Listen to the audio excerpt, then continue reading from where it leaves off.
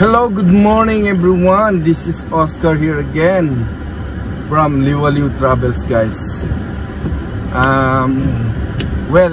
Today I'm on my way actually dun sa warehouse, no? I just wanted to see kung ano itsura ng warehouse natin ng LBC dito sa Alberta, Canada. So we are going to meet the guys, no, yung mga partners natin, sila Mr. Sonny Ong, yung overall manager dito sa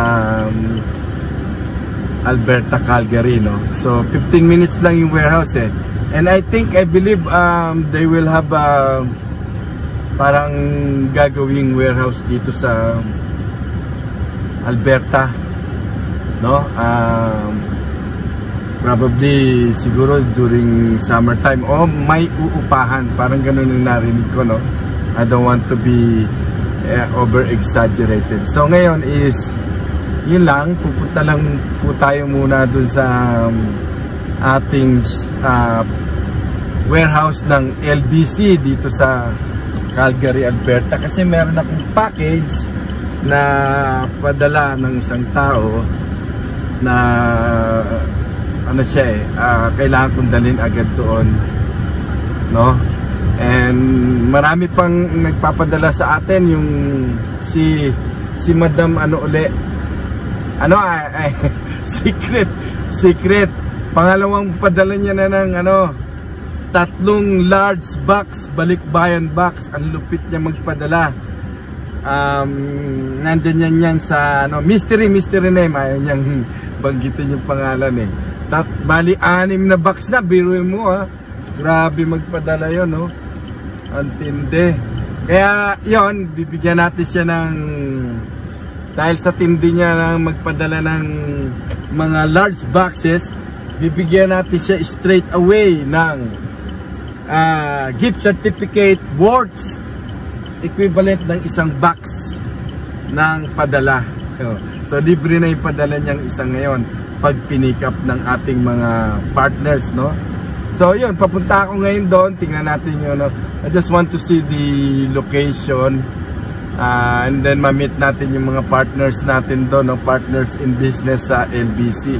Nandun sila kasi I believe yung mga cargo, mga packages na Monday, bali dinadala yan straight away sa Vancouver, no. So group pag dinala, ngayon pag nadala na doon, diretso na kagad sa biyahe ng barko, sa sea cargo, no. And ganun din yata sa air, no, kung air cargo ang gagawin na padala.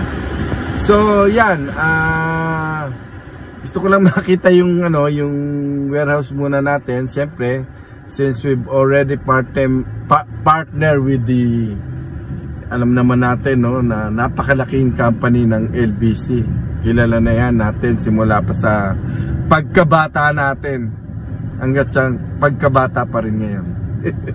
Anyway, I'll see you around and I'll see you in the doon sa warehouse, no. Kita-kits na lang tayo sa next video na to. So guys, no, makikita niyo itong Calgary, no. Maliit lang actually ang Calgary, no.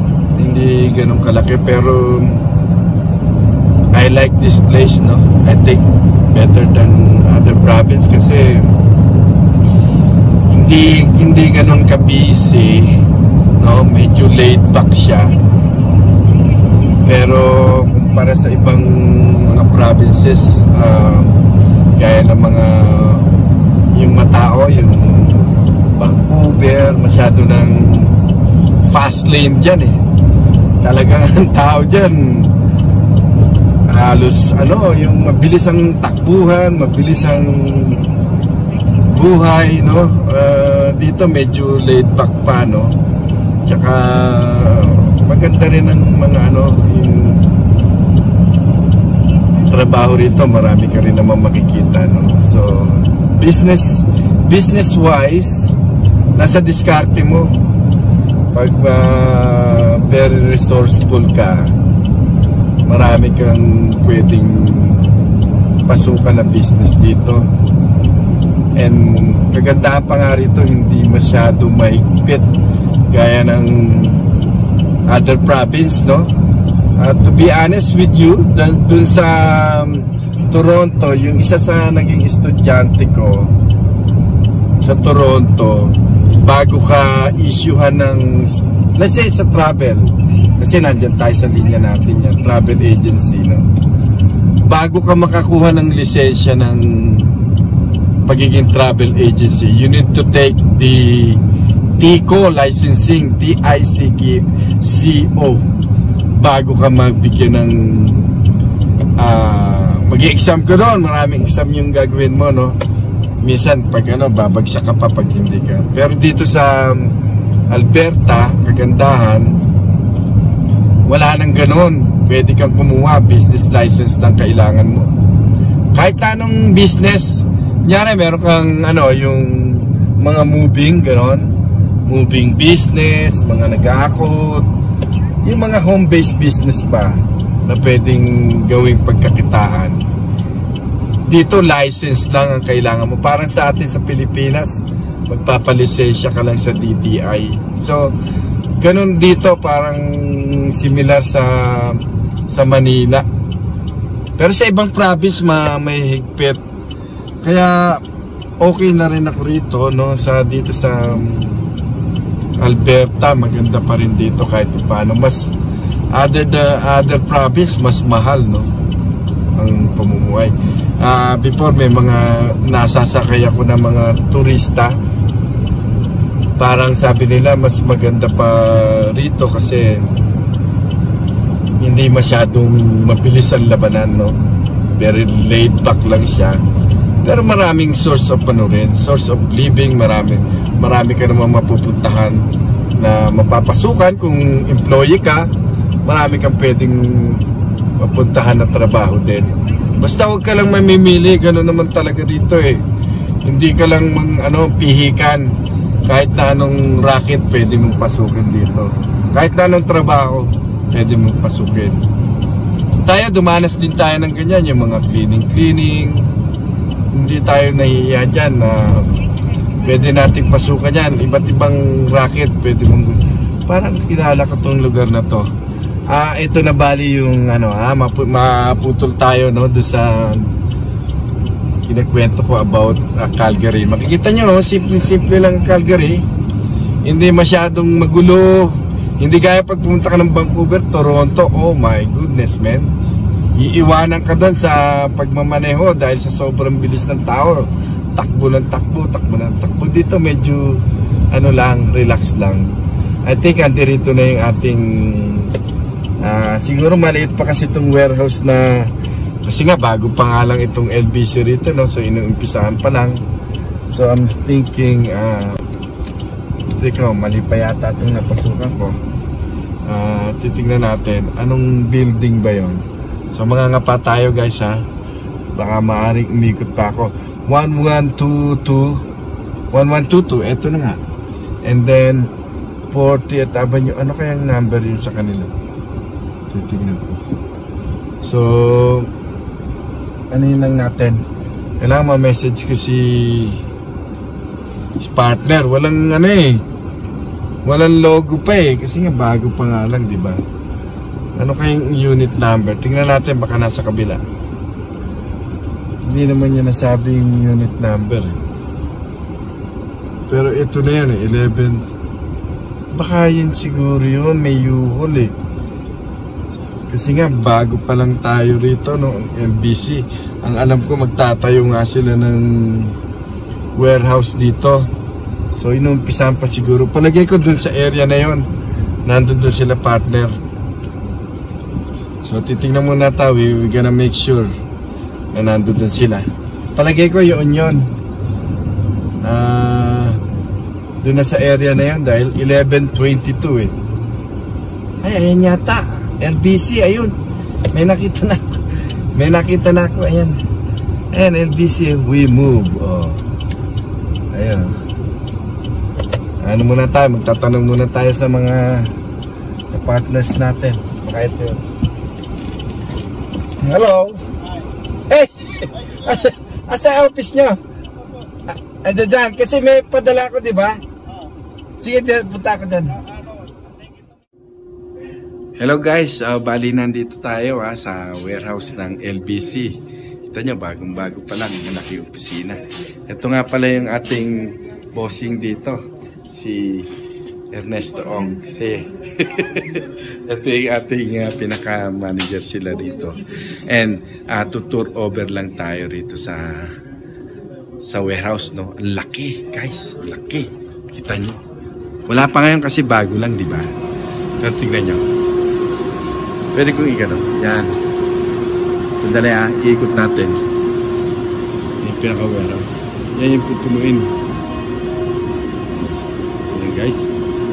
Ano pag napuno ng bagayan. Laki, di ba? Kasi bago pangalan, di ba? Kala-launch pa lang ng LBC dito sa Alberta. March 1. Kaumpisa pa lang. So, pagdating ng talaga nag-busy na yan, punuan na tayo dito. Yeah. So, yun lang. Nakita ko lang sa inyo. Tour over lang tayo dito sa warehouse. Laki, tsaka ganda. Anyway, see you later guys. Hello guys. So, there you go. Nakita nyo na yung office, no? So malaki talaga. So ngayon nag-uumpisa pa lang talaga literally itong LBC dito sa buong Alberta. Actually tatlo pa lang kami alam ko na pwesto na agent distributor, no? Yung isa sa TNT diyan sa may Northeast, tapos isang sa Southeast yata, tsaka sa akin dyan sa New Horizon Mall. So ito yung office, no? So ang laki ng ano na yun, malaki yung warehouse na yun kung tutusin, kasi kapag ka nagtalagang full blown na yung bagsak ng delivery, lalakas talaga ng gusto yun, no? So pinakita ko lang sa inyo. Tapos ngayon punta na ako dun sa office. Siyempre, dun tayo mag-entertain ng mga inquiries natin sa travel naman, no? So, ganoon guys, no? Hindi kayo pwedeng, kapag nag-business kayo, parang ganun din, parang ka rin nagtatrabaho, no?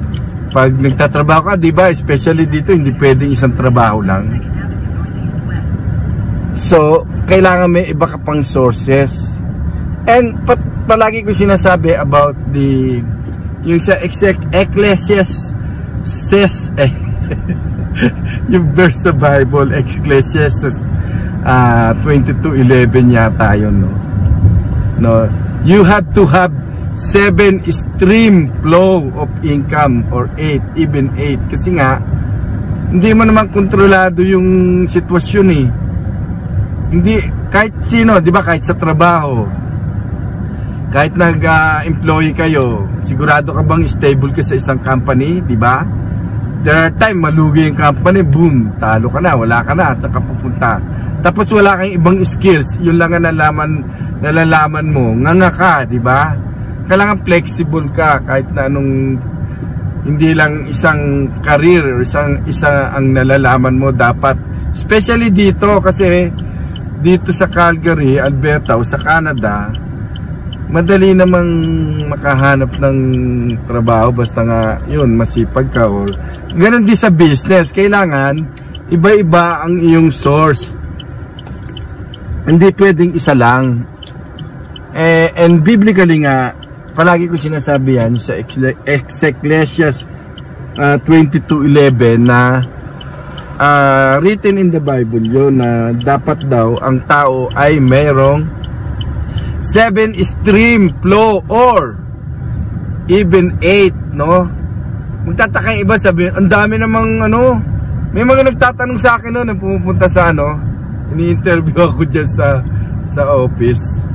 Sabi niya, ang dami mo namang racket, sabi niya ganyan. Mayaman ka na, sabing ganon. Hindi yun ang punto po. Ang punto po na kaya mo maraming ginagawa yun is para hindi ka lalagitik. Kasi yun nga yung sinasabi ko eh, you are not in control of everything. Isa lang ang may control ng lahat, our God, no? Kapag siya ang may handle, siya lang ang may control. Pero human, sa business, sa trabaho, we have no control over. Pwedeng mawala sa isang iglap. So kung marami kang source, hindi ka madidihado. Ganun lang yon. But it doesn't mean na ikaw ba, nag-empleyado ka, 3 trabaho mo, 4 trabaho mo, yumaman ka ba? Diba? Hindi naman eh. Nga lang, nai-stable yung ano mo, yung income mo, diba? Ganun din yun. So it doesn't mean na nakikita mo na, oh, nagtatanong sa akin, ang dami mong ano, business, mayaman ka na siguro. Yun po yung ano, mentality ng tinatawag na tawag dito, yung ordinaryo na tao or mediocre kung tawagin. Kasi ang isip nila kapag nag-business ka ng ganon, mayaman ka na kagad. Hindi po ganon. Lahat ng bagay may proseso, may dinadaanan, no? But the good thing with kung mag-i-establish ka ng business is at least in the future you have chances to scale up, no? Pwedeng lumaki, no, ang yung business mo. 'Di ba? Pwedeng umangat or mag-scale up mo. Pwede mo ma-scale up eh. Hindi katulad ng nangangamuhan ka, inaantay mo yung sahod mo, magkano? $21, malaki na ngayon. An hour, $16 an hour. Pero kasi kapag nag-run ka ng business, pwede mong scale up, no? The more client na makukuha mo, the more business na makukuha tatanggap mo, mas malaki yung pwede mong itain. Yun lang po yun. Pero hindi ganun din kadali ang pagbi-business kasi marami ring sakripisyo, no? Maraming pinagdadaanan din ng mga nagninegosyo. Hindi isang iglap is talagang akala mo ganun na. So, may mga nagtatanong sa atin dyan, gaya nung dumaan sa akin kahapon doon. Ang tinatanong, kumusta yung business mo? Parang as if he is asking like he knows me very well. Ano yung business mo? Okay ba? Oh, are you doing it full-time or part-time? It's none of your business. You shouldn't ask, no? Na ganun. Medyo rude yun. Anyway, sinagot ko naman siya, we are okay, we're doing fine. That's why we have different business na hinahawakan. Is for us to maging dire-diretso yung business, no? Maging stable, no? Pero gaya nga sinasabi ko, and it's also biblical, right? Na sinasabi doon sa Ecclesiastes na you have to have your 7 flow stream of income, kasi pag dumating yung taghirap, taggutom o ano-ano mang pandemya dumating sa bayan, meron kang pang-backup. Ganun po yun. Yun ang purpose nun. Kaya ganun. Ganun din naman sa mga nag-i-empleyado. Hindi naman ibig sabihin na dinataw natin ang pag-i-employ. Talagang okay din ang pagiging empleyado. At least secured, no? Meron kayong natatanggap na regular. At saka kung hindi naman kasi lahat ng tao is merong entrepreneur mindset. Hindi, no? So, merong mga tao okay na sila yun, sumasahod sila, they feel comfortable with that, no? And just leave it, you know? Ganun ang diskarte nila eh. We cannot, pero as I was saying, yun nga, kapag nag-business ka, pwede kang mag-scale up, no? And at saka yung freedom, yung hawak mo oras mo. Kaya niyan ako, nag full time na ako, halos magti 3 years na. Hawak ko yung schedule ko kung saan ako pupunta, kung kailanganin ako ng anak ko sa school niya, napupuntahan ko, na same time, hard work din. Hindi niyo ba alam na yung mga nagbi-business mas mahaba ang oras? Halos umaabot ka ng dating 8 hours mo ay natudoble yun kasi dire-diretso ka, naghahanap ka ng creative, naghahanap ka ng paraan para ito yung mga ginagawa mong preparasyon sa lahat ng negosyo mo. Pero yung feeling masaya kasi yun nga, wala kang amo na asshole na let's say minsan nakakainis, di ba? Mabubuisit ka. Hawak mo you are in control of running your own game. So, yun yung mga privileges doon kapag naggawa ka ng sarili mong asset. But we also admire yung mga nag-empleyado na masipag, na talagang really working hard, no? Anyway, yun lang. Nag-share lang konting something sa inyo about dito, no, sa Calgary, Alberta, no, kung paano ang lakaran dito. Meron tayong channel sa YouTube, no, where we also sineshare natin, nagtuturo tayo about businesses, kung merong mga interesadong mag side hustle. Meron tayong sa travel agency, kung paano ka maging travel agent. Meron tayong masterclass course kung saan pwede na lang i-take yung buong courses ko kung paano ka makakapag-start sa pagninegosyo ng travel agency. And meron din ako sa YouTube na nagtuturo kung paano yung car rental business dito, especially sa US and sa Canada dito. Actually, meron ako naging estudyante from US pa, no, sa California. Ang bata niya, ang galing niya, 23 years old, 24. Nag-start siya ng turo car rental business. So ako yung nag-guide sa kanya, ako nagturo sa kanya how to get started, and na-execute niya ng maayos. Ngayon he is running 6 cars, no, 6 na cars. Ang galing, batang bata pa, entrepreneur mindset. Doon ako natutuwa sa mga ganong klase ng tao na merong drive, no, yung drive talaga, passion to become take and follow their dream, their goal. Yun yung mga nakaka-inspire. And meron din tayong mga nanonood sa atin, no. Secret nga lang sila sinasabi nila that they're watching my videos, maraming natututunan sila. I appreciate that, no. Maraming salamat sa inyo. And alam naman natin ngayon na mas walang kakwenta-kwenta yung value na sineshare mo, mas walang kakwenta-kwenta, mas yun maraming nanonood, mas puro kalokohan, yun ang pinapanood ng tao.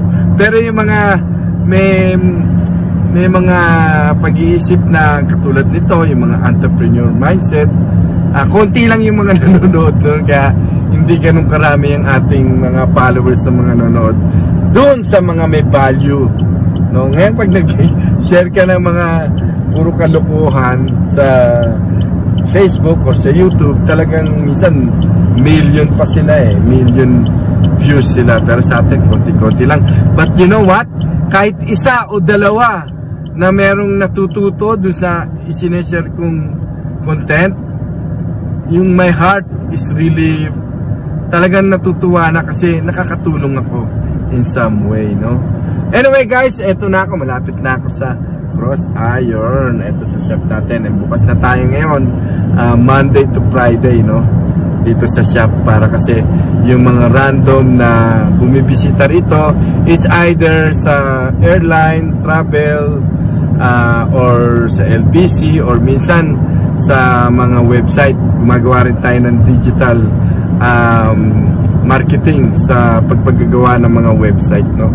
Anyway, maraming salamat sa inyo lahat. Magko-coffee muna tayo. Kuha tayo ng coffee sa Tim Hortons. Have a great day guys. Ciao, mabuhay.